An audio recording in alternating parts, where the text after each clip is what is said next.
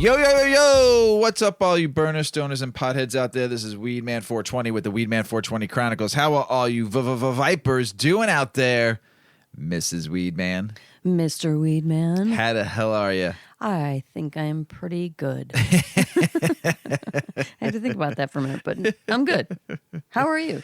I'm doing well. Good. I'm doing very well. I'm about to rip that pumpkin bong we made over the weekend and share it to the world. I'm super excited. But before we get started with that, everybody that was hit by Hurricane Ian, no matter what country, what state you were in, we wish you nothing but love and care and kindness, and hopefully things get better. Hopefully something is happening to help. Hopefully you're getting your electricity back, food, water, shelter, everything you need to survive for the next from now until forever. You know, we love you out there. We're praying and we're sending good vibes and everything. So Florida, Puerto Rico, Cuba, Jamaica, Haiti, Dominican Republic, Carolinas, North and South Carolina, probably Georgia, you know, all the way up through the coast. Everyone's got hit with something. So we hope you're okay. We hope your families are okay if you have families down there. Sending good vibes and love, and hopefully you get power back and save some of your belongings. And just terrible what carnage this hurricane brought onto our world. Sure. So, it was huge. Yeah, huge. I mean, it was bigger than the state of Florida. Oh, my goodness. I mean, I've lived in Florida, and I saw plenty of hurricanes in my time down there, but this one took the cake. Yeah, this one was monstrous. So, so everybody down there, we hope you're doing okay. So, pumpkin bong time? Pumpkin bong time. Enough with the sadness, and let's bring on the happiness. Let's get happy. So we are going to smoke the pumpkin bong on air, and Mrs. Weedman's going to smoke it first, and then I'm going to smoke it, and then Mrs. Weedman's going to tell you the rules of how this contest is going to work. And we're going to be posting more. We're going to make a couple more pumpkin bongs. We have another idea we're going to do. And then on Smoke Sesh Sundays, we will post pictures of this and have some fun. But you'll see a lot more videos. And we want everyone out there to just have fun with it, you know, and just send us some cool videos and send us some cool pics. Videos especially. Videos are going to be the best. And we're super stoked on all this. You get any, Mrs. Weedman? No. No? I'm getting there. You're getting there? She's having a lot of things to hang on to. On the next one, we can't put the bowl so close to our face. I think you got a hit. I think I did. You got to take it. There you go. I'm not taking my finger off the carb because you had to put the hole in the top to make a lid. Right. And it lets too much air out. Right. So I'm like pushing the lid down. I wouldn't put a hole in the lid on the next one. I don't think you need to put I feel like you don't have to put a carb on the next one because you have to put the hole in the top to clean the thing out. Right. Yeah. So we're tweaking this thing a little bit. Let me try. Yeah. While you tell the rules. All right. So the rules are you can create a pumpkin bong of your liking, but it has to be made from a natural pumpkin, not a foam pumpkin or a plastic pumpkin. It needs to be a live, fresh pumpkin. Deadline is, October 29th, 11:59 p.m. Central Standard Time. It hits pretty good. It hits good. On our both the 8 Decades and the Weedman 420 Chronicles Instagram profiles, you'll see a pumpkin post, and that has the details and the rules of the contest. And if you go to both of our Instagrams, 8 Decades and Weedman 420 Chronicles, there's a story highlight for pumpkin bong info, and that gives you some pointers and tips on how to make a pumpkin bong. So there's no rules on how to do it other than to get creative and use a fresh pumpkin. Yeah. So it's fresh pretty pumpkin. fun. But what I was just saying now, like those suggestions, the tips said, make a space for your bowl, make a space for to inhale the cannabis, and make a hole for a carb. But you have to cut a hole in the top of the pumpkin. So I'm just going to say now, don't make a carb hole. Use the lid of the pumpkin as your carb, because you could just pop that top off and hit. Yeah, right? but it might take too much air in. It takes a lot of air in. I today had to hold the lid of the pumpkin down while I took a hit so that so much air wasn't circulating. I could get some, so I could get the weed lit. Right. So anyway, play around with it. It's fun. We had a good time. Took, like an hour. Not a big deal, but a fun little project. And the winner, we're going to do 3 random winners. We're going to pull 3 random winners, and you'll get a gift retail value of $75. So join us in the first annual Weedman 420 Pumpkin Bong Contest. Yep. And we're gonna do we did a small one first. We're gonna do a bigger pumpkin next, which will be kind of fun. I'm super excited about this next idea that we came up with, and I think it's gonna be great. I took a rip. It's gonna be good. When I did that video on Sunday, the reel, that rip that I took had me high for a while. I don't know what time we took the video at, but I was high for like 4 hours, pretty good. Because I mean, we practiced a couple times too. So I didn't get any. I just tried to take another hit, but I think the bowl's cashed. I think the way to do it though too, so you don't burn your face off, is with the hemp rope. That was pretty nice compared to doing it with the lighter and trying to hold the lighter. I made there. my bowl hole too close to the inhale hole. Yes, almost burnt my nose off on one of the videos. Yep. I think there's plenty of weed in there. Try the hemp rope again while I start the show. You ready to start the show? I'm ready to start the show. Let's start the show. Let's do it. Low THC cannabis, the next big trend. Now, I've talked about low THC cannabis and how I'd like to see more of that out there, like just to grab a joint out of a carton or something like that, just to smoke like a 6 or an 8 THC, maybe mix a little CBD in there, just during the day when you don't want to get too baked, not too much head high, but you want that THC just because you like it. It works better for you and it works better for your endocannabinoid system. So there's an article, and we've talked about this. You're going to now see go back to traditional THC percentage. It's kind of interesting here that they're talking about this, and Mr and Mrs Weedman have talked about this plenty of times. For many decades, THC was the most popular and well-known cannabinoid. Now, there's so many different cannabinoids out right now, and some people find it more popular than others. They might like CBD or CBN or CBG or THCV, so there's so many more cannabinoids out there. But THC is still very popular. However, other cannabinoids have seen their popularity increasingly, with CBD seeing the most dramatic increase in popularity and awareness. You see CBD everywhere now. A Google search trend show that CBD is queried more often than THC, and that has been the case for a few years now. Interest in CBD is clearly on the rise, but what about actual use? Will CBD products, often referred to as low THC products, ever eclipse THC in terms of actual popularity among consumers and patients? More favorable laws. Most intentionally available low THC products are derived from hemp, and the laws and regulations for hemp are typically more favorable to many countries compared to non-hemp varieties of cannabis. Switzerland is a great example of that. Low THC cannabis, sometimes referred to as floral hemp, is extremely popular in Switzerland right now and widely available to be legally purchased by adults. As long as the cannabis products have less than 1% THC in them, they are legal in Switzerland. With higher THC products remain prohibited for recreational use. Not every country has a cannabis laws similar to Switzerland from an adult use standpoint, but a growing list of them do for medical use. A country is far more likely to approve a low THC medical cannabis law than a high THC recreational law, as history has shown that has an impact on consumer popularity. Low THC is easier to cultivate. Cannabis strains that are high in THC are less common in nature compared to strains that are lower in THC.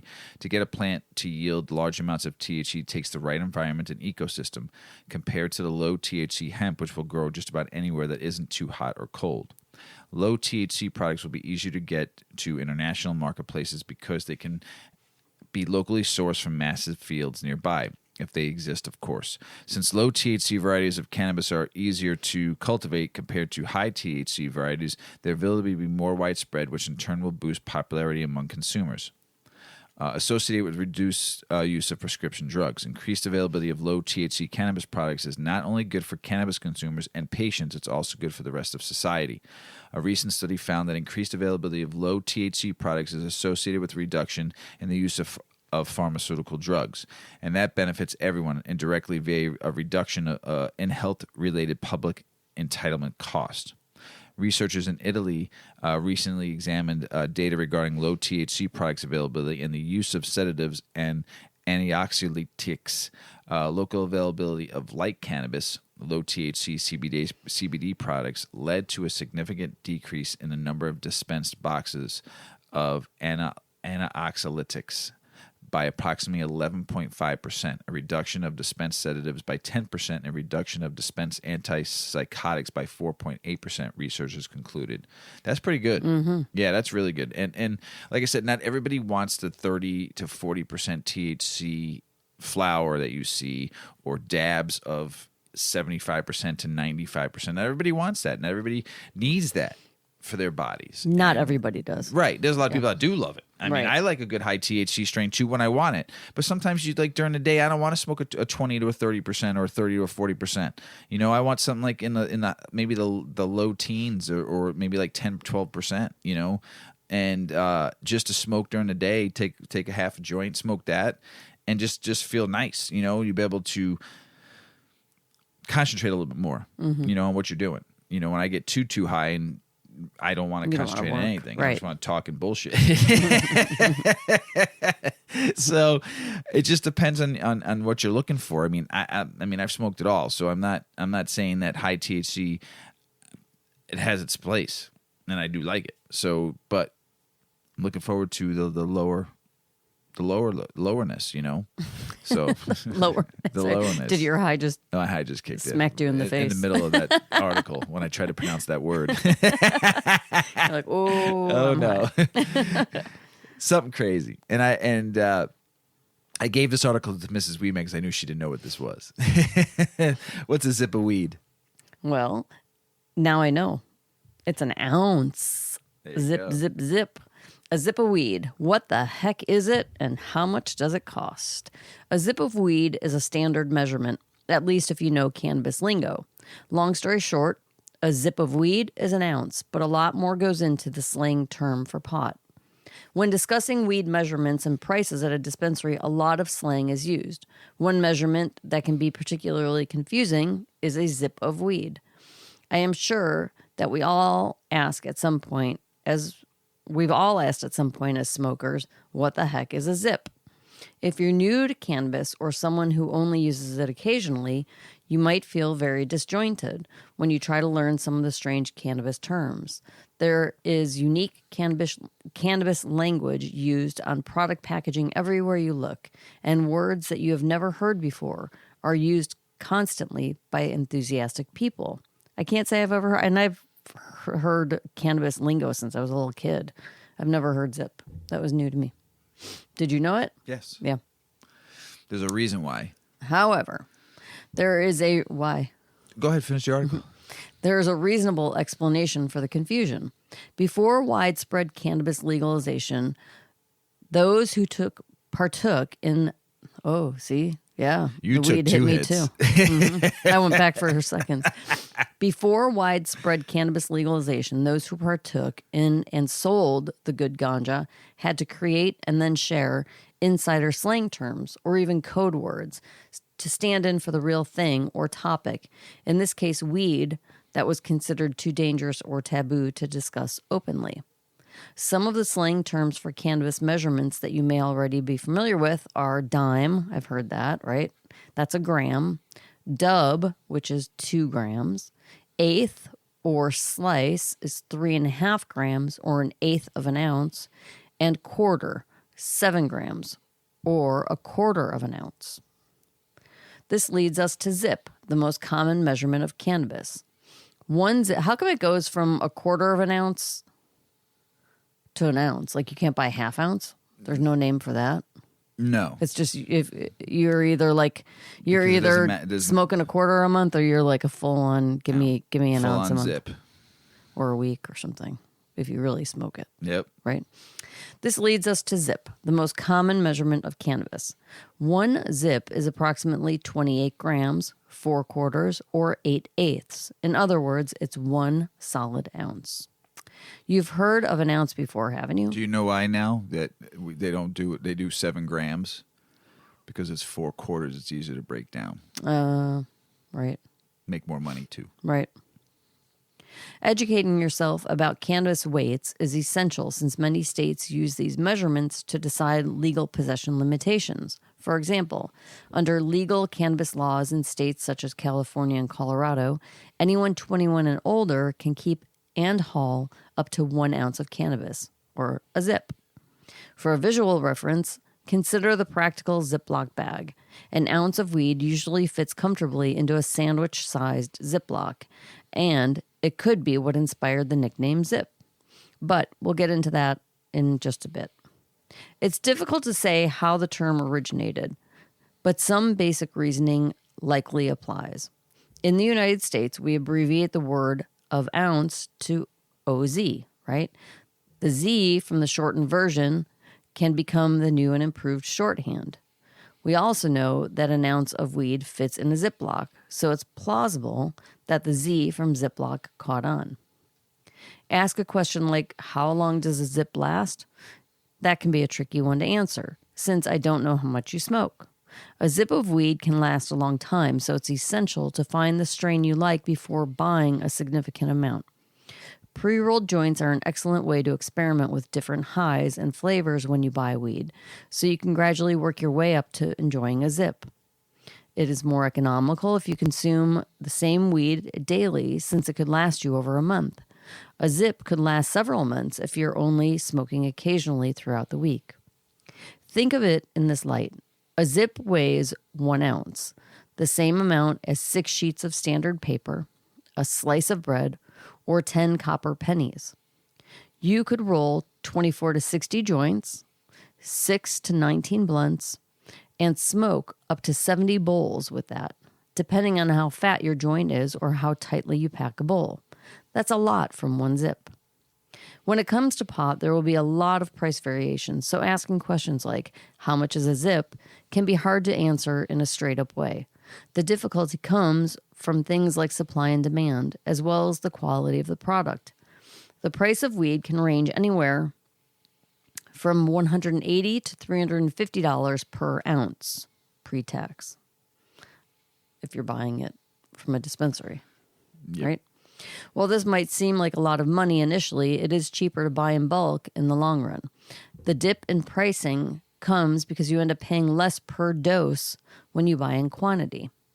If you use cannabis every day, a single zip could last you a month or more, making it a smart and economical choice. However, zips of cannabis aren't for everyone, as they are a large quantity of weed. For people who only enjoy cannabis occasionally, for example, by smoking some on the weekends or before bedtime, it could take 3 to 6 months to finish a zip. By then, the weed could have gone bad, stale, dried out, making it likely more advantageous for you to have purchased smaller amounts from the start. If you're not thoughtful and consistent about storing your stash, the freshness and flavor will be gone before you finish using it. For the occasional smoker and toker, purchasing in an eighth or a quarter is the better bet. An ounce of weed is commonly known among stoner circles as a zip for various reasons. As Wiz Khalifa, rapper, cannabis advocate, and entrepreneur, stated in his song, Get That Zip Off, there are 28 grams in a Ziploc. And that's it. Zip, zap, zip, zip. Could you go to a dispensary and ask for a zip? If the bud tender knew. Yeah. I mean, they always have some. They do sell ounces of weed. Yeah. Yeah, it's expensive, but I mean, it depends on what state you're in and stuff. But the average price that I'm reading across the country is about $3.18 average. So that's, I mean, you got some states that are charging like $400 for a zip. Still $4.50. Right. You got some states like Oklahoma that I saw $45 for a zip. As I like watching you with the home grow, you see how much work goes into it. Yeah. And granted, they're doing the same work on a much larger scale, so it's not as time consuming. Maybe. Yeah, I mean, I'm 5 weeks. I'm 6 weeks in my flower stage right now. It's a commitment. Yeah, it's a real commitment. You know, I mean, especially when I go out of town and you're taking care of it too, and you have to, you know, especially at this stage, you know, and normally, you know, this one's been another rough grow. So, and I want to try to get as many zips as possible out of this grow. So, I mean, it's starting to really get stinky in there, and it's really, really nice and sticky. But this was another tough grow. Growing organic is not easy, especially when you're trying not to use nutrients when you're trying to do everything just from the soil, and you don't have the room to keep on going pot sizes. So the next organic grow I do, I'm going to do organic nutrients because I just can't fit the anything bigger than soil. bigger than 7-gallon pots in there. So I'll get organic nutrients and keep the whole thing organic. But it was very hard again to do this with just going pot size up. So. But it's still looking good, don't you think? Oh, yeah. Yeah, I still got a couple more weeks, two and a half more weeks, but buds are looking good. So, and here's the next thing. Can you save money by growing your own cannabis? As Big Earl and I have talked about home grow on episode, like what you need to buy to get started, and you've heard me say for years now, yes, home grow is the way to go. And there's a variety of reasons, and if you don't think it's cost effective because you have to buy the upfront cost of buying all the equipment, and you've heard me say this, in the long run, you still will save so much money than buying a zip. You can't don't just grow once and put your setup away. No. You got to continuously grow. Yeah, and this article is gonna talk more about it. So each year over the last decade, a number of new states have decided to legalize cannabis for recreational and medicinal purposes, and that is fucking great. But that's only half of what we're going to talk about. It's certainly a good thing that patients can get access to a non-invasive medical treatment that is effective against numerous ailments. It's certainly a good thing that people aren't going to jail or prison for smoking or otherwise consuming cannabis, especially since there are some massive racial disparities in the enforcement of those punitive laws. So, what isn't good about the growing drive towards legalization in the United States? One answer is simple. The ridiculous high cost of cannabis at dispensaries across the nation. You've seen West Coast and certain states the come down or the race to the bottom on cannabis, but it's still pricey, But you have seen the race to the bottom in a lot of stuff, and you can go to some states now and go to dispensaries and get weed pretty cheaply. But in the long run, by doing that, you still spend money, and you still spend money coming out of your pocket when then you can home grow. So. The economics of buying cannabis at a dispensary.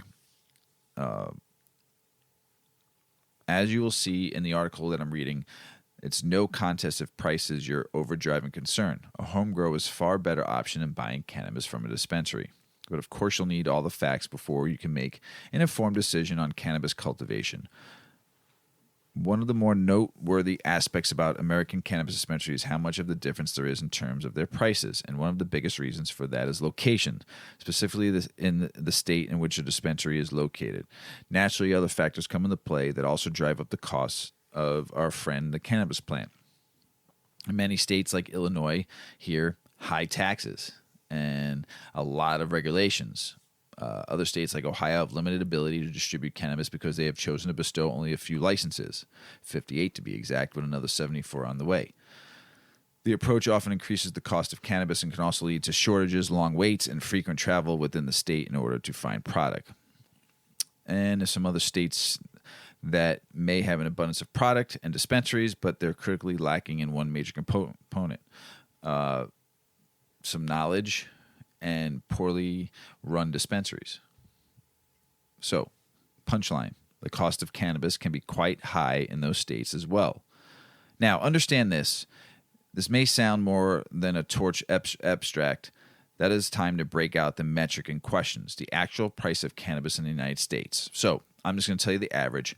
The average across the country is $318. I'm not going to go through every state. So, USA Today, though, has stated that the average cannabis user consumes 3.5 ounces per year at a price of $3.18 for an ounce. Their annual cost would end up being $1,113 per year. That's if you just bought 3.5 ounces for the year. Still a lot of money. Yeah. Right? Right. $1,100. Yeah. It was $1,100. Can do some other stuff with $1,100. But what if you're far from an average user of cannabis? What if you're a heavy user and then someone who consumes 12 ounces per year? What would 12 ounces of cannabis cost from the average American dispensary? The answer is a whopping $3,816. That's 1 ounce a month. That's basically That's roughly almost where we're at. Mm-hmm. So, one last bit of math here. What would it cost over 5 years for the heavy cannabis user? You ready for this? Yeah. Almost $20,000. Holy cow. $19,080. Wait, if you smoked for 5 years, if 5 you smoked years. an ounce a month. An ounce a month for 5 years, if you're buying it, how much? From a dispensary, if you're buying Right. cannabis at $318 for 5 years, once a month, it's $19,080. Wow. Dang. That's a car. That's a car. You bought a car. I think you should grow your own. Well, yeah. Well, or some portion of it. Yeah. The economics of growing your own cannabis. Just like with buying cannabis from dispensaries, there are a high level of variances in the cost of your home grow. However, instead of licenses, taxes, regulations, and supply being a few of the factors that impact the prices of cannabis, there are a whole new set of variables of which growers should be aware. These variables can raise or lower the cost of growing your own cannabis, including your setup, grow style, plant genetics, total plant count, and the cost of cannabis in your area. That said, there are averages that this article is using to determine the expected amount of money you'd save by growing your own cannabis. Although before we get down to the brass tacks, it is important to cover the factor that may lead to sticker shock for some prospective growers, the cost to set up your grow. There's some good news. Just like I've talked about, my grow cost about $1,200. The average setup expenses for growers come out to the only around $1,600 for the first year, with an ongoing cost of around $400 each year. It could be cheaper too. Mm-hmm. This is just the average, okay? So let's get into some of the specifics. It's time to start the breakdown. You ready?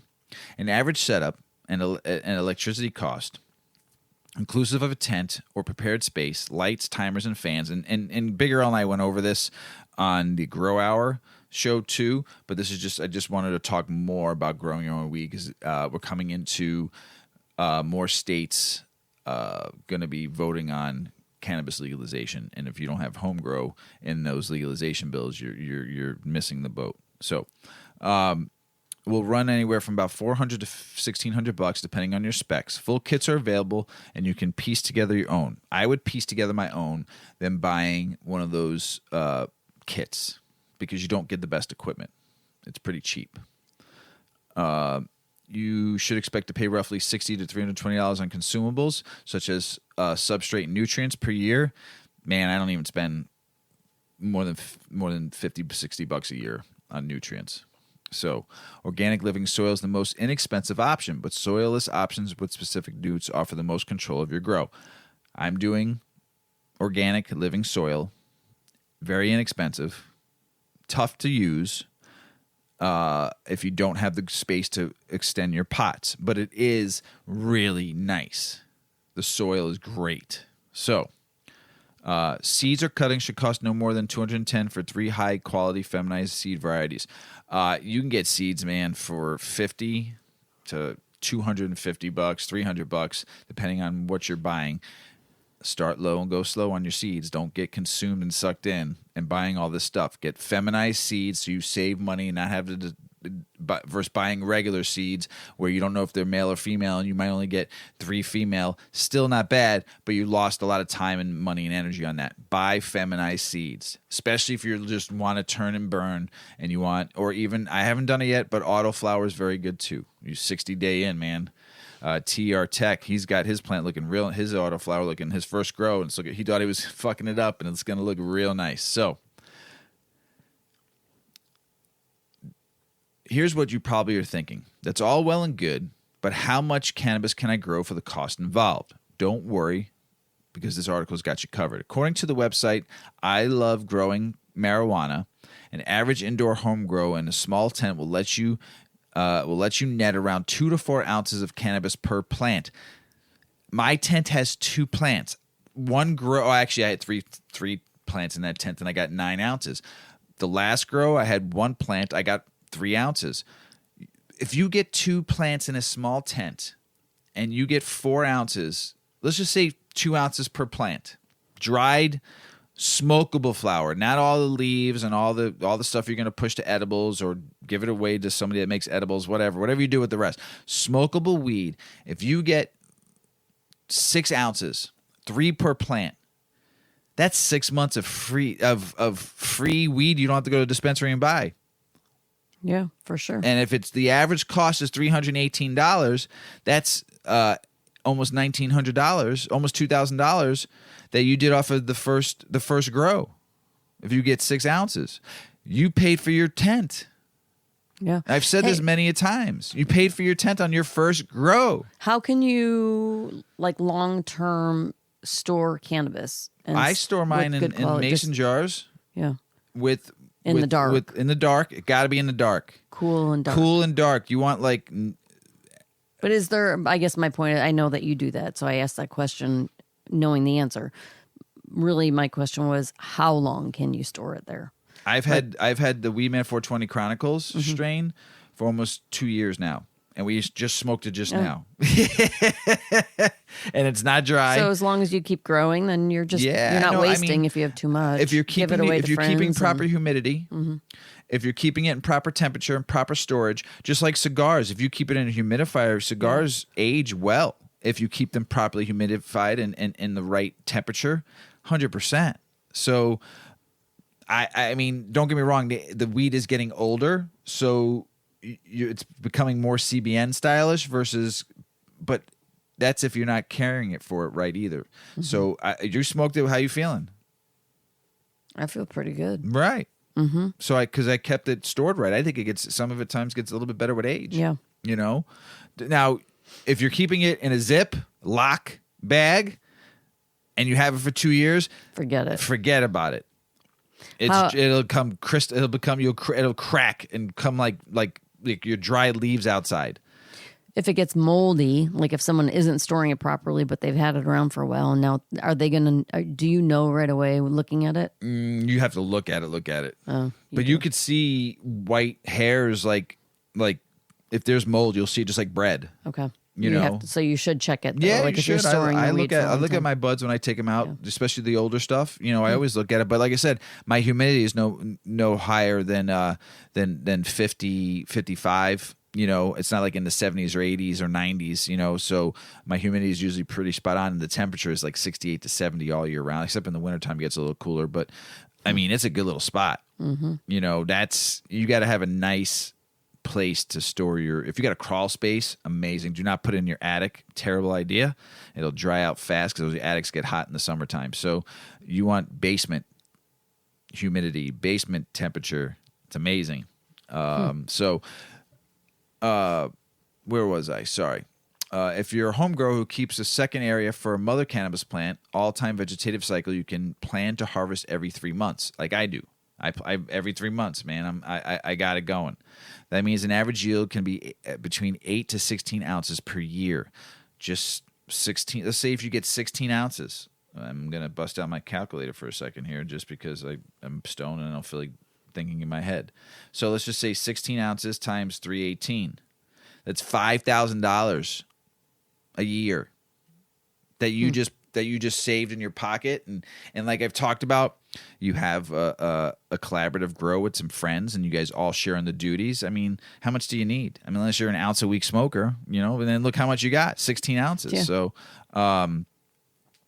So how much cannabis can you obtain per year if you have your own little home grow operation? Anywhere between 2 to 16 ounces. Like I said, $5,088 worth of cannabis you're saving. Let's return to this example of the average cannabis user who partakes in about 3.5 ounces per year. A grow of 3.5 ounces is worth $1,113. Take away the $1,500 in startup expenses, you'd only have a loss of $400 if you choose the cannabis cultivation route. That's still better than buying it at a dispensary. Now imagine that you're a heavy user, and that would cost you, who consumes 12 ounces per year, that would cost you $3,816 in an average American dispensary. However, you would have a positive return on investment of more than $2,000 if you grow your own. That's pretty good. And how much would it cost the hardcore cannabis user of 5 years if they bought solely from dispensaries? The answer is frightening, $19,080. We promise this is the last bit of math in this article. So $1,500 first year, plus $400 every year for your next 4 years, $3,100, a disparity of $15,980. That's a clear win for growers. Clear win. Clear win. Right? Conclusion. You don't have to be a math whiz to comprehend the clear financial benefit that comes with home grow. The additional work involved with growing cannabis might be less than appealing for some people. It is. Like I said, find someone you can collaborate with, someone you can partner with, share in the money. They'll grow. You take care of it from time to time if they need to go out of town, and then you get part of the grow. It's amazing. But for all the people who love to garden or just save a lot of money, the decision is simple. It's time to grow your own. It is time to grow your own.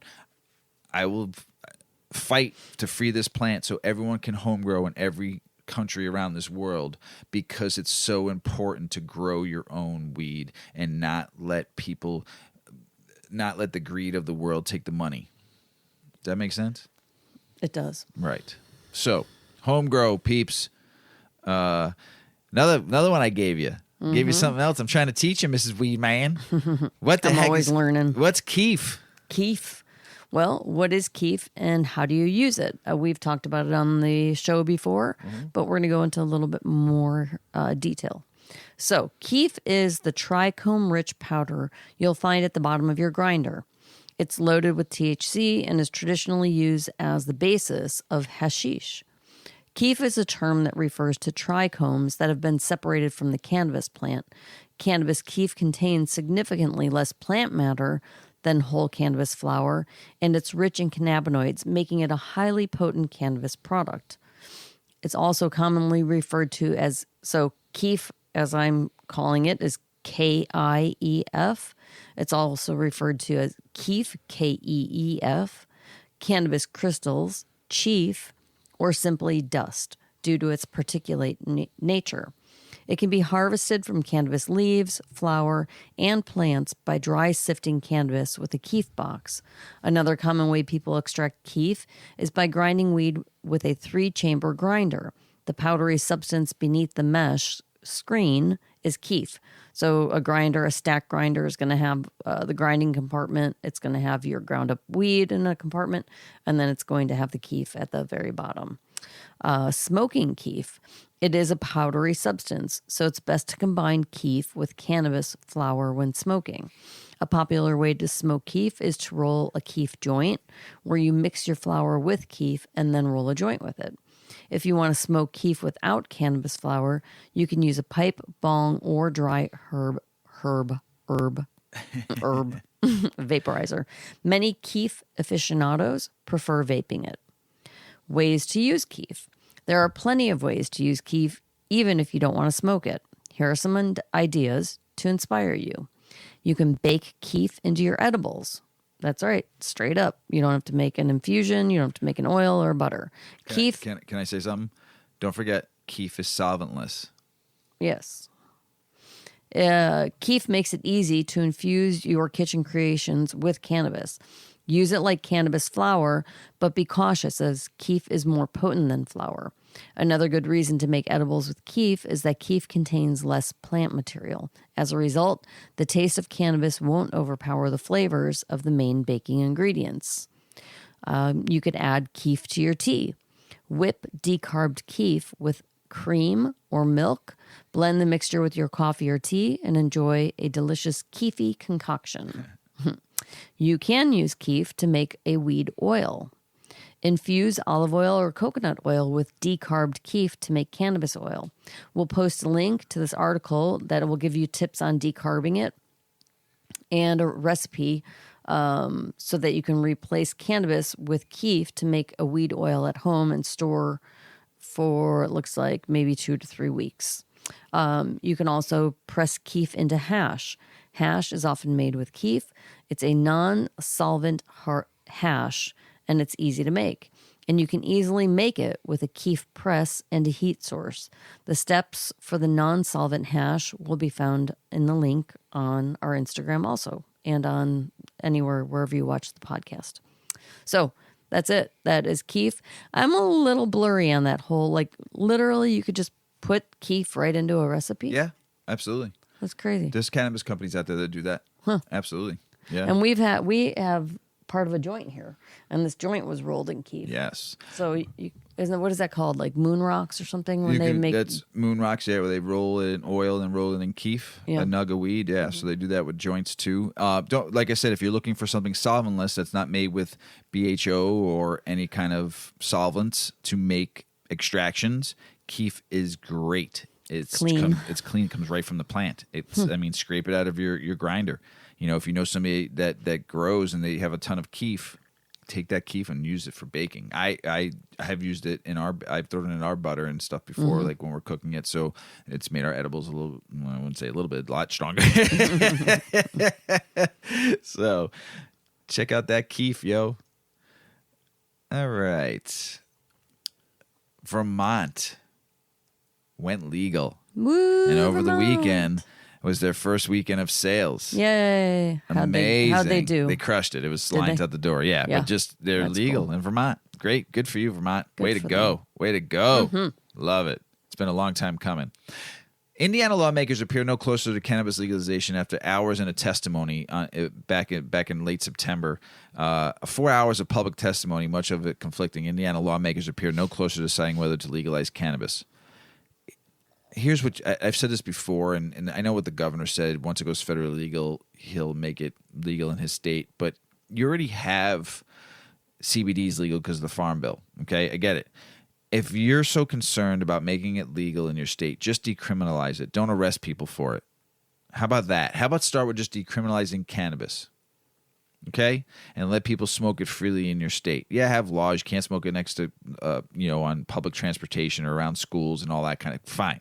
But at home, let them smoke weed, man. If you don't want the tax dollars and all that fun stuff, then don't worry about it. But decriminalize it for your constituents in your state, so they don't do jail time. All right. So I don't know, Indiana. I think you should just do it regardless. So let people home grow too.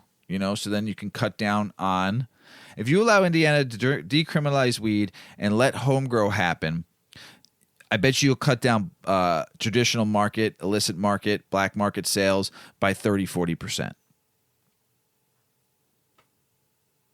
So that's just my opinion. Take it or leave it. Indiana, legalize that shit some way, somehow. Florida begins issuing medical marijuana licenses to black businesses 6 years after state voters approved medical cannabis, and it was which is really good. Florida reports that the Office of Medical Cannabis issued its first business license to medical marijuana black-owned business 6 years after the state voters approved the ballot. The first black man to receive a license was Terry Gwynn, who was among the first 12 people to apply for a license earlier this year. According to the Florida Politics, Gwynn is part of a group of black farmers that sued the U.S. Department of Agriculture for racial discrimination in farm loans in the 80s and 90s. The group known as the Pickford class after the case. Pickford v. Gleckman was due to receive a medical cannabis license after state voters passed a ballot measure. A lawsuit challenging the new law delayed the process until last year. Mr. Gwynn is very pleased that his application was selected for licensing and is grateful for the hard work by the Florida Department of Health Office of Medical Marijuana Use to complete the review of the applications received. He looks forward to working with the office to complete the final steps to the licensure, Gwynn's attorney Jim McKee said in a statement according to Orlando Sentinel. Good for Mr. Gwynn. Go get it, man. Grow some weed. It's going to be amazing.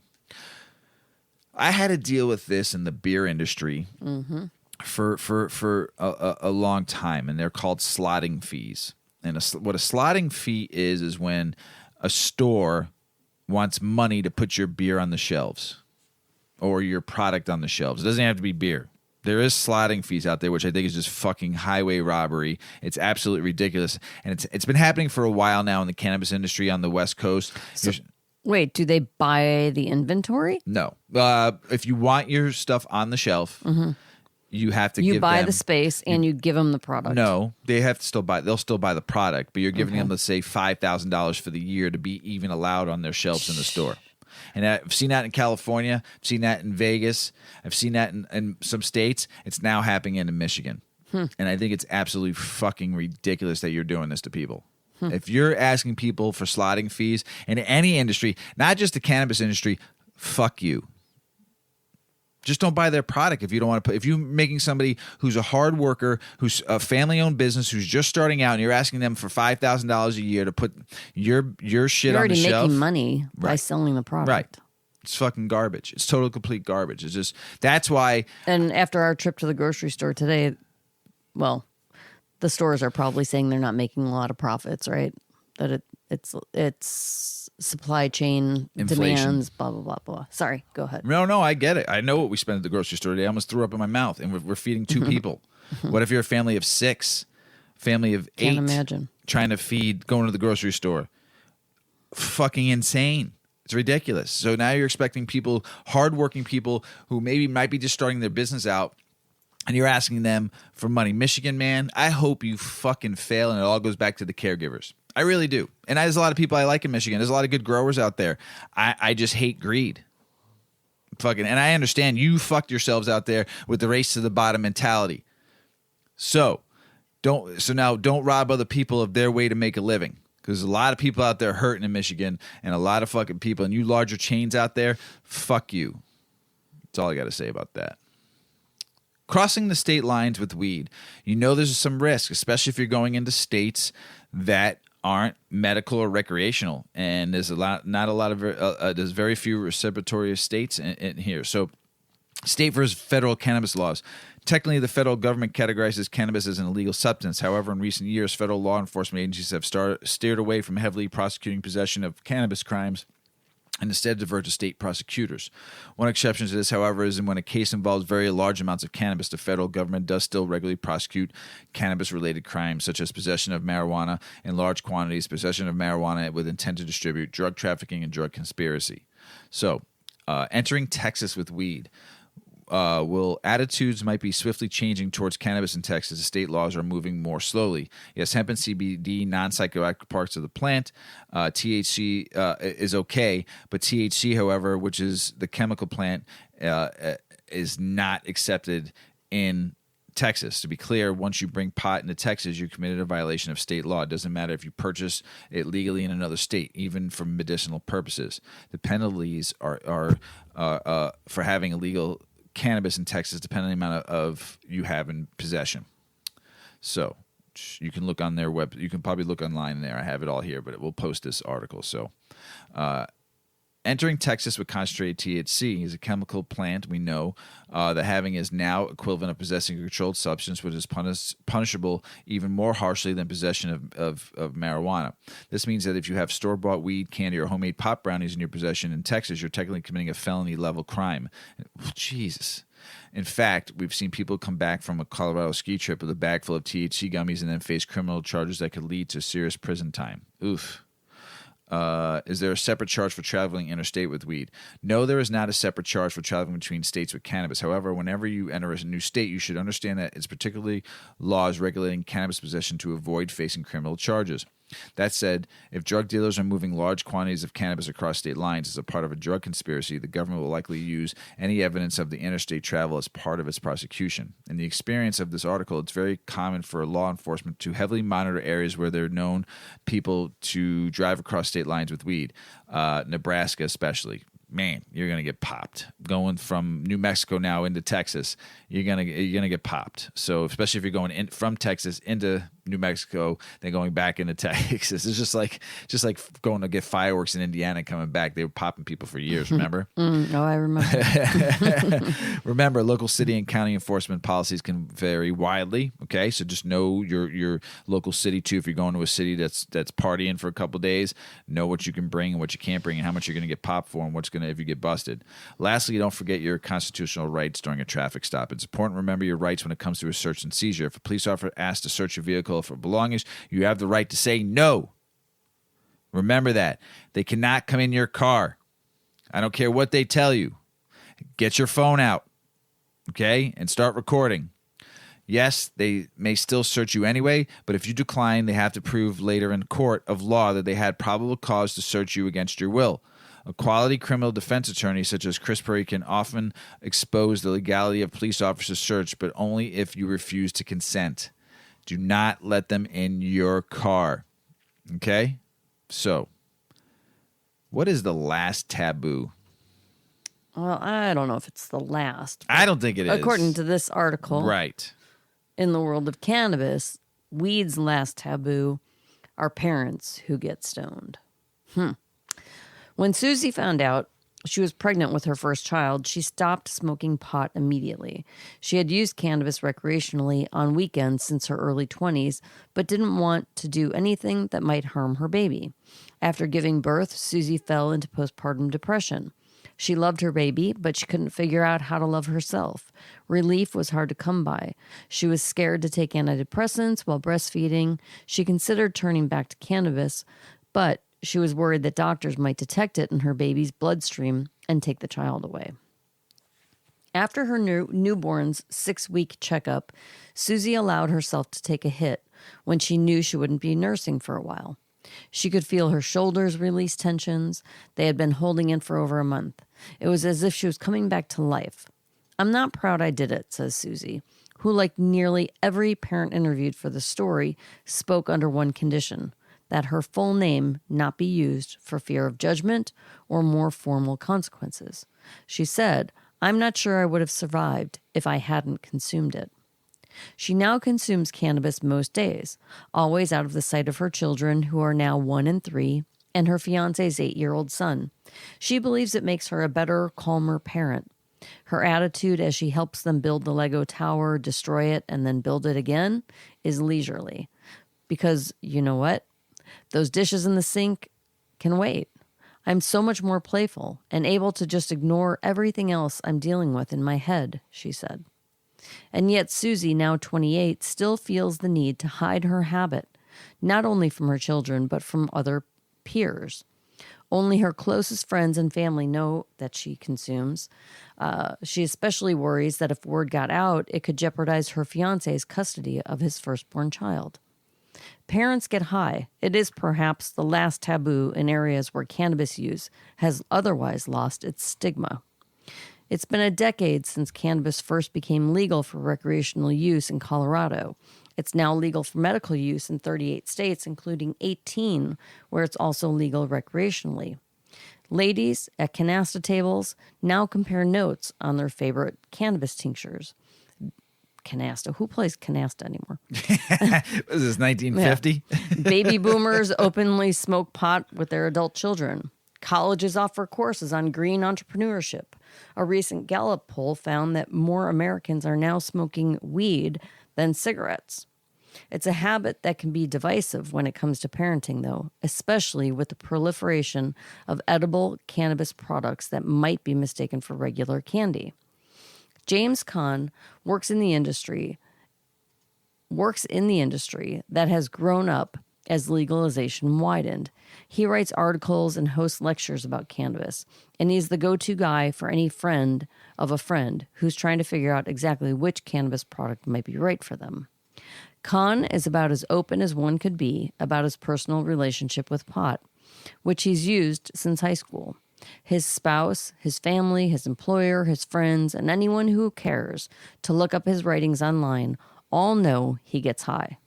But when the 43-year-old father of 2 first meets a fellow parent, he still feels awkward discussing it.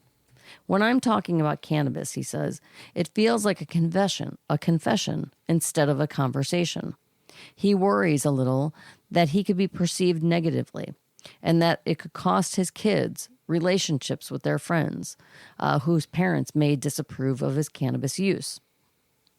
Culturally, the war on drugs was pretty damn effective, says Kahn, a Gen Xer who came up in the era of just say no.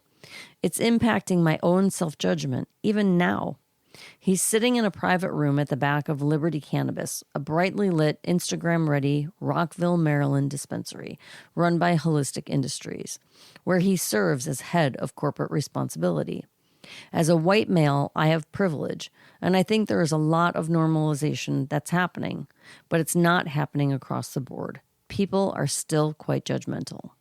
In recent years, Kahn, who is also a rabbi, by the way, tonight is the start of Yom Kippur. So, Yom Kippur. I don't know if you say Happy Yom Kippur or do you greet people on Yom Kippur? I don't know. I have to learn that. But I know it starts this evening. So Khan is also a rabbi, and he has regularly been invited to talk about cannabis at synagogues and senior centers. He sees normalization of cannabis as part of his rabbinical mission. But Khan says he's not getting any invites to speak to parenting groups. The one group where I think it still feels most uncomfortable, he says, is parents. Parenting is stressful, and though some parental vices have been widely sanctioned by lighthearted internet memes and jokey doormats like "Boy, Mom lives here" or "Hope you brought the wine," weed is not one of them. Moms and dads do get stoned, though some say they still sneak around like rule-breaking teenagers to avoid the disapproval of neighbors and family members.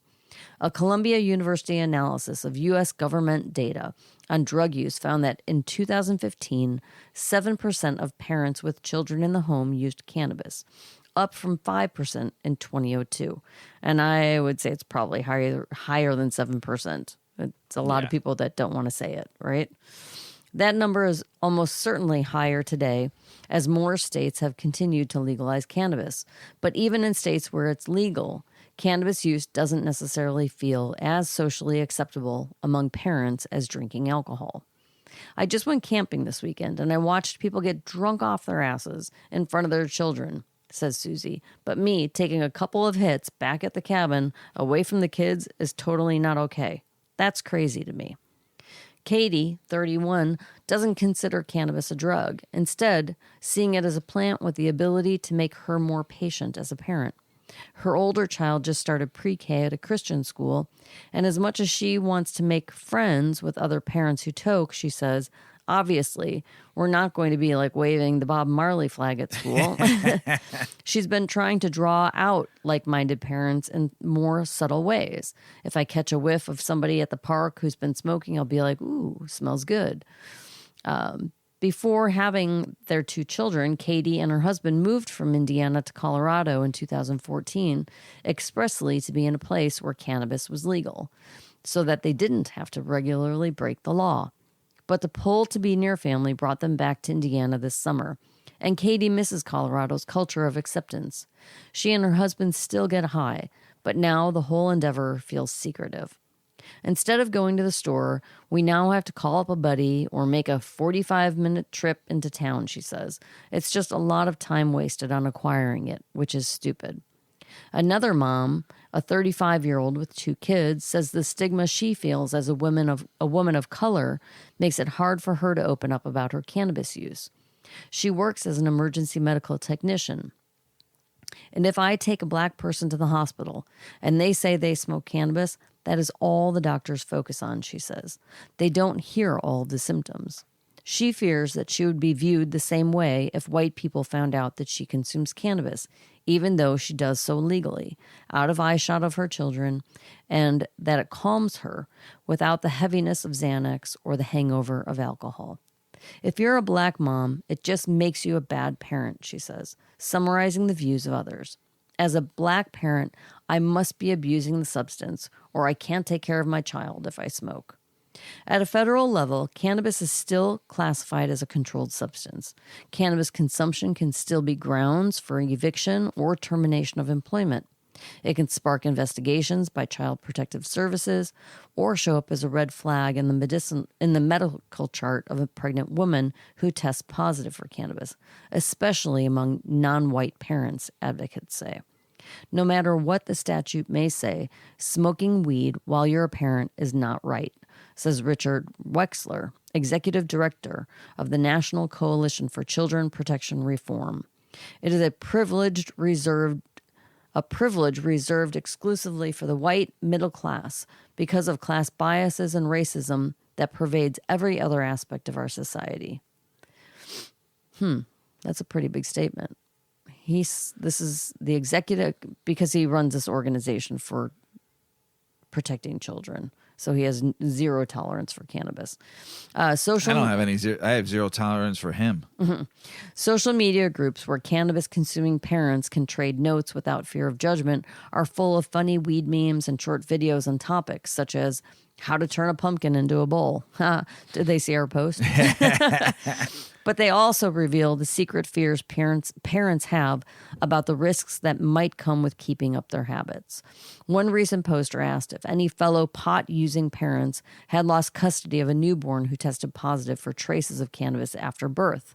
Others asked about drug tests at workplaces and the impact of cannabis use on custody cases. Sandra Guzman Salvado, a divorce lawyer in Maryland, says that cannabis use among parents isn't automatic grounds to lose custody these days, but it also doesn't work in anyone's favor.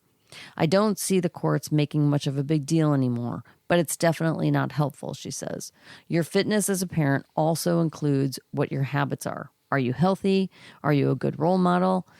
It's still not a positive thing. Legal or not, keeping mind-altering substances around the house can come with complications. In August, an upstate New York Poison Control Center warned parents of a 6-fold increase in calls about children consuming foods with cannabis. I don't like to judge or be harsh or spread fear or guilt, Combs says. She has treated several patients, children, who ate their parents' edibles, often 3 to 5-year-olds who ate a whole pack, far more than an adult dose. Combs says, in worst-case scenarios, you can end up with seizures and potentially even a coma. Back to Susie, the 28-year-old mother of 2, she still feels sad looking back on her first weeks as a mother, when she didn't feel safe consuming cannabis. I missed the first 6 weeks of my child's life, she says. She's hoping that cannabis use among parents will become normalized so that others in her position can talk openly with their doctors about whether it could be beneficial. Until then, she'll keep sneaking around because regardless of what others might think, she feels sure that the use of pot is a good thing for her and for her kids. I think I'm my best self. I'm my best mom when I'm smoking, she says. I'm calm. I can relax. I can have a blast because I can just let go and be a little bit more loose and follow my own rules. Nice. Yep. I still think we talk about this often. There's still a stigma. Yeah. I mean, there's probably a situation every time we go out socially where someone's, half in the bag and you say something about, I'd rather smoke pot or something. Oh, yeah. It's like, oh, you're so dramatic. Give me a break. You're half in the bag. I'm going to go smoke a joint. Exactly.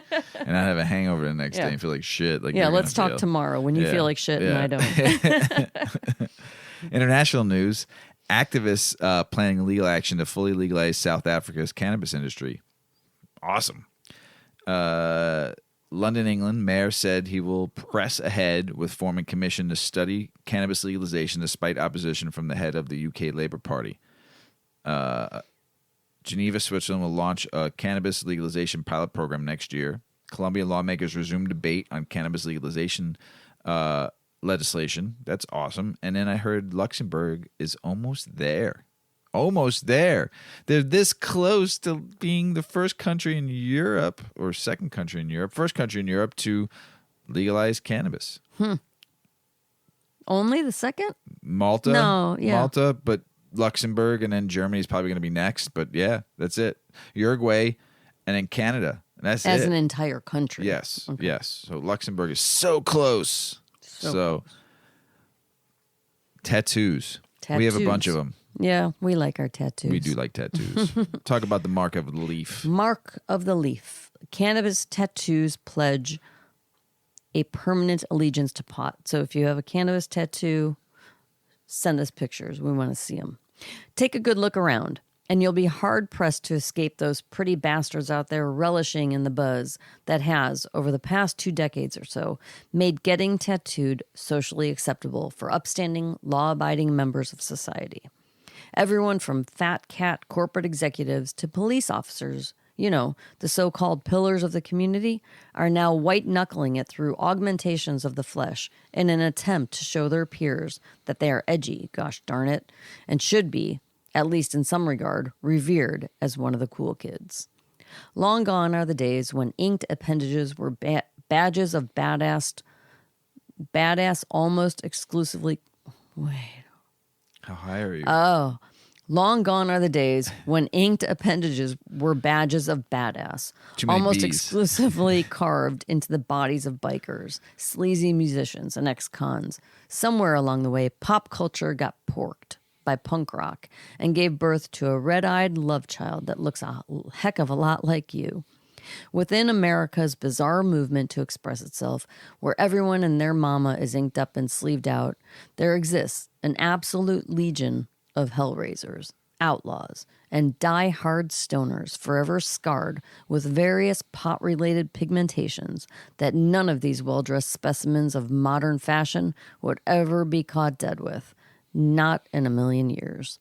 In the 70s, the weed tattoo, most commonly represented with a shoddy-looking cannabis leaf that appeared as though it resulted in a gnarly staph infection, was perhaps the official symbol of rebellion. People with a cannabis coat of arms were dead set against the principles of popular opinion. They didn't subscribe to all the BS being forced down their throats by the frightened servants of authority. Nope, they lived their life by their own set of rules, going against the grain of owning ongoing cultural brainwashing, both parental and political, while giving the proverbial middle finger to, well, anyone who fucking deserved it. From the very first time I smoked weed, I understood why the government was trying to turn the population against it. Steve, a 65-year-old from Springfield, Illinois, tells High Times. Marijuana helped me see through all the lies I was told in school and in church, which made it clear to me from my early teens that the people of this country would need to fight for it. Branded with the image of a small, barely legible cannabis leaf on his forearm, Steve, who remains a loyal advocate for the cannabis cause, is unapologetic about permanently pledging his allegiance to pot, even if, by his own admission, his ink looks like total dog shit. I was like 16, and this dude had just gotten out of prison, was giving people tats in the kitchen at this party, Steve recalls. He told us that he made a living in the pen, so we thought he'd do a good job. He didn't. Mine all faded now, and people always say I need to get it covered up. Give me a break. It was done with a paper clip and an ink pen. What do you expect? To me, it symbolizes how far this plant has come. Love it. To the supposed do-gooders of society, the ones putting on their best faces regardless of how miserable their lives are by the rules that they follow, a pot leaf tattoo was considered the unsavory mark of the long-haired hippie loser. Anyone spotted with one was considered a heathen. A tattooed stoner culture perplexed working-class Americans. The cannabis tattoo has since become less taboo as judgmental society has moved on to slay modern monsters. Cannabis-related ink has risen from the ashes of a subculture and taken on, to some degree, mainstream appeal. Scott Campbell, famed tattoo artist and owner of legendary Saved Tattoo in Brooklyn, New York, says that people today are just as likely to get etched with the icky in the sanitary conditions of a professional studio as in prison. Obviously, with us being in the middle of marijuana legalization, having a pot leaf has less outlaw biker connotations than it did in the 80s, says Campbell, who, throughout his career, has inked a number of celebrities. Campbell admits there's been a radical shift in the type of person he sees literally wearing their passion for pot on their skin. There is still a bit of illicit excitement when I see people with pot leaf tattoos. It's not so much like that guy kills people, but more like that guy, if I see him in the PTA meeting, I want to sit next to him, he says.